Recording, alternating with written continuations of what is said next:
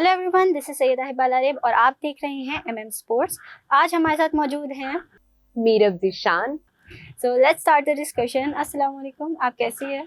मैं बिल्कुल ठीक हूँ, आप कैसे हैं? भाई, यू आर गोइंग गुड। अल्हम्दुलिल्लाह। तो आज के मैच के हवाले से बात करते हैं। आपका क्या ख्याल है कि आज कौन सी टीम जीतेगी? जीतना तो पाकिस्तान को ही चाहिए, क्योंकि आपके पास इतनी हर चीज आपको सपोर्ट कर रही है, हर चीज आपके हक में है। कल का मैच याद है, जब हम बात कर रहे थे तो हम कह रहे थे कि नहीं, न्यूजीलैंड बहुत स्ट्रॉन्ग टीम है। I was supporting New Zealand as well कि नहीं यार, वो डिजर्व करते हैं, बट वो हार गए। बहुत बुरी क्रिकेट खेली उन्होंने। और उसके बाद ये कि इंग्लैंड बाजी ले गया और आउट ऑफ नोवेयर इंग्लैंड जीत कर पाकिस्तान के हक में फैसला दे गया कि अब तो जीत ही जाओ भाई आप लोग। तो मतलब ये है कि दिस इज द टाइम के now Pakistan has to decide कि भाई डू एंड डाई सिचुएशन है, हमें इसमें जीतना है या हमें इसमें भी कुछ ना कुछ जो है ना, वो कहते हैं ना कि बिना वजह के अच्छाई अपनी डालने से ना काम खराब हो जाता है। अगर वो किया तो फिर नो सपोर्ट। बट स्टिल अभी भी हम देखें, नेट रन रेट का गैप बहुत ज्यादा है। कल भी बहुत ज्यादा बुरी हार, जो हम पाकिस्तान के लिए एक प्लस पॉइंट हो सकता था ना, बहुत ज्यादा बुरी हार नहीं हुई। तो आज जो उन्होंने इनको एक गैप कवर करना है, तो क्या इजी होगा? देखिए, ऑनेस्टली ये बड़ी अच्छी बात आपने की है कि जेन्युइनली गैप बहुत ज्यादा है। जेन्युइनली आपको 14 ओवर्स के अंदर अंदर आपको स्कोर मतलब पूरा करना है, चेज करना है। अगर आप चेज करते हैं या अगर आप मतलब पहले जो भी आप कर रहे हैं, आपके पास मार्जिन सिर्फ 14 ओवर्स से पहले पहले का है। लाइक 14th ओवर में भी एक दो बॉल्स पीछे इस तरह करके है ना, कि आपको यानी 13.5 ओवर्स में, 13.4 ओवर्स में या 13.2 ओवर्स के अंदर आपको ये स्कोर अपना पूरा करना है, या जो भी करना है आपको जिस तरह से भी। तो वो पाकिस्तान के लिए बड़ा मुश्किल है, क्योंकि मुझे याद है कि हमारे ना माइंडसेट का इशू है। अंडर 19 का जब वर्ल्ड कप था तो उस टाइम पर भी इसी तरह की सिचुएशन थी कि हमें क्वालिफाई करने के लिए इंडिया को 33 पॉइंट समथिंग ओवर्स के अंदर हराना था। ओडीआई का मैच था। तो उसमें इतना मुश्किल स्कोर भी नहीं था। 200 समथिंग आई थिंक स्कोर था, मैंने हर एग्जैक्टली मुझे याद नहीं है, लेकिन ये है कि पाकिस्तान नहीं कर पाया था उसको भी, जबकि हम कर सकते थे, हमारे में एबिलिटी थी। समीर मिनहास था, आपके पास अच्छी ऑप्शन थी, अली रजा था, आप नहीं कर पाए।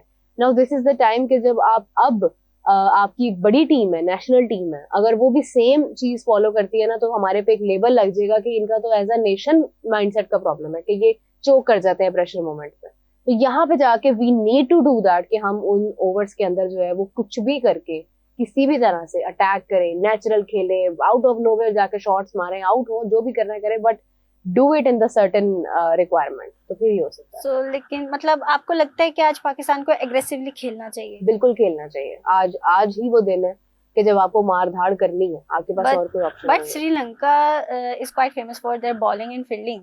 तो हाँ, पाकिस्तान को थोड़ा संभल कर एंड एग्रेसिवली बैलेंस करके खेलना जरूरी है। देखिए, इसमें कोई शक नहीं है कि श्रीलंका एक बहुत अच्छी, मुझे पर्सनली अगर आप उनकी बॉलिंग की बात करते हैं, उनका बॉलिंग लाइनअप हमेशा से बड़ा अच्छा रहा है। चाहे वो मलिंगा का दौर हो, चाहे वो आज का दौर हो। लेकिन बात ये है कि जब भी आप ये देखते हैं ना कि आप कहाँ पे खड़े हैं और श्रीलंका कहाँ पे खड़ा है, क्योंकि श्रीलंका के पास अभी मैच जीत भी जाते हैं तो वो उनके लिए वेस्ट है। ठीक है, वेस्ट मोमेंट है उनके लिए। तो हो सकता है। और फिर दूसरा आप देखें, थोड़ा मैं आपको जरा टेक्निकली बताती हूँ, ऐसा नहीं है कि श्रीलंका जानबूझकर हारेगी, ऐसा नहीं होता। लेकिन ये कि वो इस टाइम पे रिस्क ले सकते हैं, नए प्लेयर्स को भी, अपने जिनको जो बेंच प्लेयर्स थे उनको भी शामिल कर सकते हैं, उनके साथ भी जा सकते हैं। टेक्निकली एक बात बहुत मजे की है। देखिए, श्रीलंका तो मतलब वो तो नहीं क्वालिफाई कर रहा, तो वो तो कुछ भी नहीं है, उसको तो जरूरत नहीं है। अच्छा, दूसरी चीज ये है कि अगर पाकिस्तान इंडिया का मैच, अगर पाकिस्तान सेमीफाइनल में चला जाता है, तो आप देखिए कि श्रीलंका को मार्जिन मिल जाएगा कि पाकिस्तान का मैच जो है वो श्रीलंका में हो रहा है, जो कि मतलब ऑलरेडी अगर पाकिस्तान होता है तो फिर उसकी चीजें आगे डिसाइडेड है। आई डोंट नो कि वेन्यू उसका फाइनल है या नहीं, बल्कि कमेंट्स में लोग बता देंगे। दूसरा ये है कि अगर पाकिस्तान फाइनल में क्वालिफाई कर जाता है, तो श्रीलंका को बहुत ज्यादा फायदा है एज अ कंट्री, कि फिर वो फाइनल जो है वो श्रीलंका में हो जाएगा।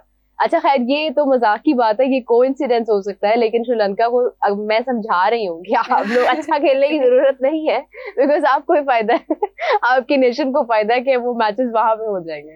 पहले ही आपको पता है कि जब वो पाकिस्तान इंडिया का मैच हुआ, बेशक पाकिस्तान हार गया, लेकिन उसका इतना क्राउड, उसकी इतनी एक हाइप होती है कि वो जिस कंट्री में हो रहा होता है ना, वो कंट्री को चार चांद लग जाते हैं। तो ये एक दूसरा मैच श्रीलंका को ऑफर होगा, तो वो उनके लिए एक बहुत बड़ा फायदा होगा इस चीज का। तो इसलिए श्रीलंका को कोई जरूरत नहीं है अच्छा खेलने की। थिंक बिगर, थिंक ब्रॉडर। तो यानी कि अगर इंडिया के लिए पाकिस्तान न्यूजीलैंड में से कौन थ्रेट हो सकता है सेमीफाइनल्स में? अच्छा, हमारी टीम में से समवेयर आई डोंट नो कि अब पाकिस्तान के साथ जो है वो अगर आप आगे बात करते हैं तो देखिए इंडिया जो है ना वो आपको पता है कि उसके पास एक मार्जिन है कि वो ना चोक नहीं करते हैं। हाँ मतलब 23 का फाइनल बहुत एक बड़ा नाइटमेयर था, लेकिन ये है कि स्टिल अगर आप उनकी बैकग्राउंड देखते हैं या ये आप देखते हैं कि वो प्रेशर मोमेंट में अब जाकर now now the team of India how they react in the pressure moments, तो उसमें आपको पता चलता है कि नहीं उनके नर्व्स बहुत स्ट्रांग है कि वो मैनेज कर जाते हैं, वो फंसा जाते हैं, वो बल्कि वो थोड़ा ऑस्ट्रेलियन माइंडसेट यूज करके ना माइंड गेम खेलकर भी मैनेज कर जाते हैं, जो कि हमने 24 में देखा था कि मतलब किस तरह से उन्होंने आउट ऑफ द वे जाके कैच पकड़ा, मतलब उनके स्किल्स बहुत ज्यादा बढ़ जाते हैं उस सिचुएशन में। लेकिन ये है कि वही बात है पाकिस्तान पे अगर आप ले आते हैं, पाकिस्तान में सलमान अली आगा का ये पहला टूर्नामेंट है जिसके वो कैप्टनसी कर रहे हैं आईसीसी का, कि इसमें वर्ल्ड कप जैसा टूर्नामेंट, और फिर मतलब आप देखें कि एक 24 में हम बदतरीन शिकस्त, और आज मतलब 26 के अंदर आगा के पास एक बहुत बड़ी अपॉर्चुनिटी है।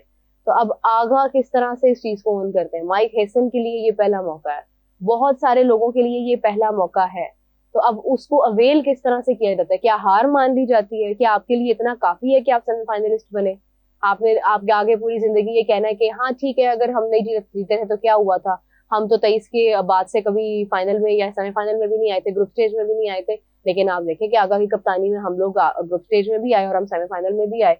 तो क्या आपको सिर्फ इस लेवल के साथ चलना है या आपको वर्ल्ड कप जीतना है, तो this is the important thing. तो आई थिंक ये थोड़ा सा माइंड का फर्क जरूर है, इंडिया निस्बतन ज्यादा स्ट्रांग है, न्यूजीलैंड अगर होता है तो न्यूजीलैंड के बारे में खैर अब मैं कोई इतनी होपफुल नहीं हूँ, लेकिन पाकिस्तान के लिए इम्पोर्टेंट बहुत ज्यादा है। बीइंग अ पाकिस्तानी, हम लोग पाकिस्तानी टीम के सपोर्टर्स तो हैं और हम चाहते हैं कि पाकिस्तान सेमीफाइनल तक जाए, बट अगर हम उनके पॉइंट्स देखते हैं तो अभी तक मैच जीते नहीं और एक पॉइंट जो उनके पास है वो बारिश की वजह से है। तो अगर हम अनबाइस्ड होकर देखें तो डू वी थिंक कि पाकिस्तान डिजर्व करता है सेमीफाइनल्स में आने में? ऑनेस्टली स्पीकिंग पाकिस्तान से बहुत बहुत अच्छा दूसरी टीम्स खेली हैं। आई एम वेरी सैड के अगेन इट ऑलवेज हैपेंस के टियर 2 की टीम्स जो हैं वो इतनी अच्छी कोशिश करें भी तो वो नजर नहीं आती हैं आपको by the end of the time, कि आपको फिर सुपर 8 में सुपर 8 ही नजर आते हैं, आपको वो नहीं नजर आता कि उसमें नेपाल की टीम भी है, उसमें इटली की टीम भी है, या उसमें कोई हाँ जिम्बाब्वे वेस्ट इंडीज है इसमें, बट ये है कि अनफॉर्चुनेटली बहुत पाकिस्तान से बहुत बहुत ज्यादा टैलेंट हमें नजर आया, ये रियलिटी है कि हमें अगर आप नेपाल को देखते हैं वो जिस लेवल की क्रिकेट लविंग नेशन है हम भी नहीं है शायद, उनका एक एक बंदा एक एक बच्चा उनका जो है वो उस लेवल का नॉलेज रखता है और मतलब मोहब्बत रखता है क्रिकेट के लिए कि जो कुछ साल पहले के लोग जो है वो रखते हैं। तो वो ये है कि वो क्या क्रिकेट लविंग नेशन है या उनके पास टैलेंट कितना अच्छा है कि वो किस तरह से मतलब कोशिश करते रहे through out the tournament. Italy में आप देखें वो जो दोनों भाई थे उनका जो था, मतलब we have seen a lot from the other teams. तो जब आप उनकी तरफ देखते हैं फिर आप ये देखते हैं कि पाकिस्तान क्वालिफाई कर रहा है, तो yes Pakistan is getting that margin, but the deserving thing मैं कहती हूँ कि जो टियर 2 की टीम्स हैं वो बहुत ज्यादा डिजर्व करती है कि उनको भी एक मौका मिले। मतलब नेदरलैंड ने बहुत अच्छा खेला है, नामीबिया ने बहुत अच्छा खेला है, तो आप देखिए कि उनके पास भी वो स्किल सेट और वो टैलेंट इतना ज्यादा है कि पाकिस्तान के पास शायद उस लेवल का नहीं है। लेकिन अब ऑफ कोर्स बीइंग पाकिस्तानी हम चाहते हैं कि पाकिस्तान सेमीफाइनल में भी जाए, फाइनल में भी जाए और फाइनल जीते भी, एटलीस्ट हमारे पास भी इतने अरसे बाद एक 2009 के बाद अब जाकर तो कोई वर्ल्ड कप आया हमारे पास। लेकिन ये है कि again that is not enough कि आप 2009 के वर्ल्ड कप के बाद आज तक नहीं आया, तो इट मीन्स कि अगर अभी भी आ जाता है तो फिर हमें कितने साल इंतजार करना पड़ेगा कि हमारे पास, क्योंकि हमें हमारे लिए वो हमारी सेचुरेशन हो जाती है, ग्रेटिफिकेशन हो जाती है कि हाँ बस हो गया काफी है।